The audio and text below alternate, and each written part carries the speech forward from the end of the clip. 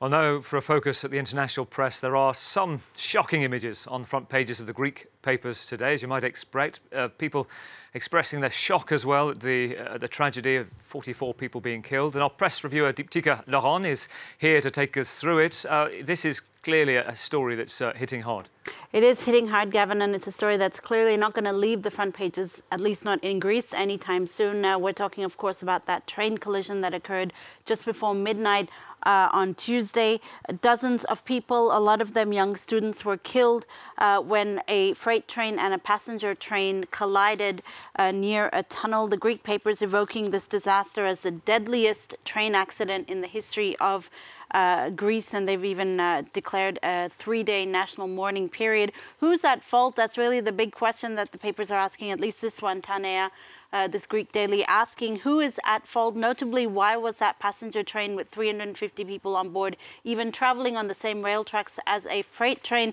The paper pointing the finger at the state of the Greek railway service. You'll see there's a lot of blame, a lot of pointing blame in the papers today. This paper here, Greek daily Naftemporiki, is focusing on the wreckage from the train crash, and they've published some of these terrible pictures in the aftermath of that horror crash. It accuses the government of hiding behind the excuse of human error. The paper says, how can human error have caused this many deaths, dozens of deaths in modern society today? Now, the Greek people are, of course, demanding answers, and this is something that Katamarini, a leading Greek paper, is looking at on its front page. The transport minister, in the wake of that collision, has resigned. The prime minister has opened a special investigation. For the paper, though, the crash was caused by the, quote, ineptitude, arrogance and cowardice of the Greek political system, Gavin. Well, we talked about the protests in Greece. What about the protests as well in Israel? I mean, just talk us through this and how this is being covered.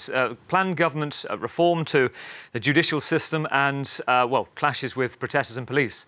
Well, this is a very complex situation, but basically yesterday was the day of disruption, at least disruption day. That's what the Jerusalem Post, conservative Israeli paper, is calling it.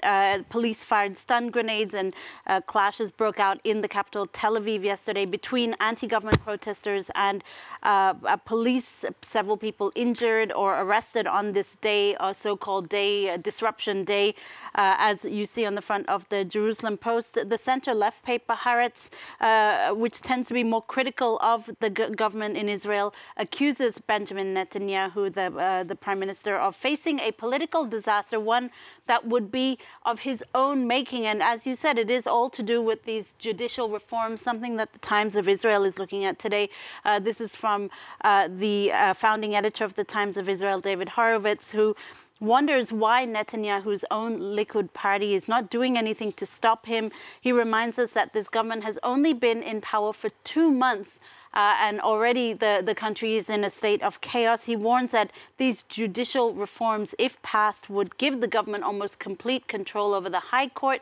It would also curtail crucial civil rights and liberties. He says Israel won't be a democratic state for much longer unless those around Netanyahu stand up to him and the, quote, pyromaniacs that he has empowered.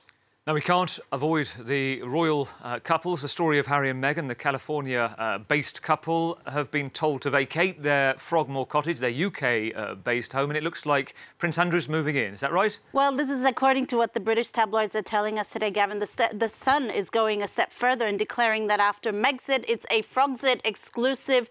They're going even further and calling it an eviction. It is pretty much what everyone is saying, but not the royal family, of course. Officially, they've been asked to leave the residence, but it is indeed seen as more of an eviction, just coming weeks after Harry's tell-all autobiography.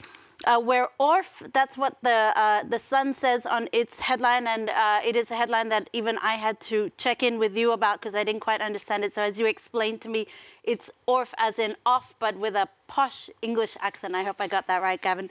The website Jezebel has a really funny article about this and how, in particular, Andrew is facing, quote unquote, a downgrade to the 10-room Frogmore cottage as the royal family plays hot potato with its alleged sex pest. It says this writer surmising that maybe it's a twofold decision for King Charles, getting rid of his younger brother, who's an accused sexual predator, but also getting back at his younger brother for being the Queen's favorite son. All this soap opera drama just months before King Charles's coronation service, to which it's not even clear if Harry and Meghan will attend. So the soap opera clearly continuing on and on and on, Gavin.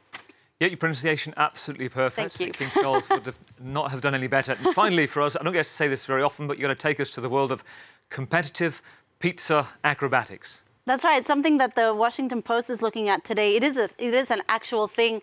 It's actually even considered a sport, at least according to the acclaimed pizza acrobat Tony Geminani, who has won 7 world championships and several Guinness World Records for pizza acrobatics. So pizza acrobatics, in case you're wondering, involves tossing one or more pizza dough and doing tricks while it spins in the air. So this gives you an idea of what he did. This is back in 2015, and as you see, it does garner a large crowd as well.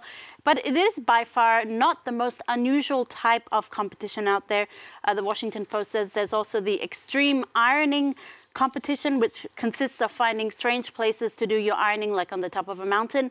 There's also the worm charming competition in the UK, where participants must attract as many worms from the ground as possible. Gavin. Deepti, thank you. Well, let's see if it makes the Paris 24 Olympics. Well, that's it for now. Stay tuned.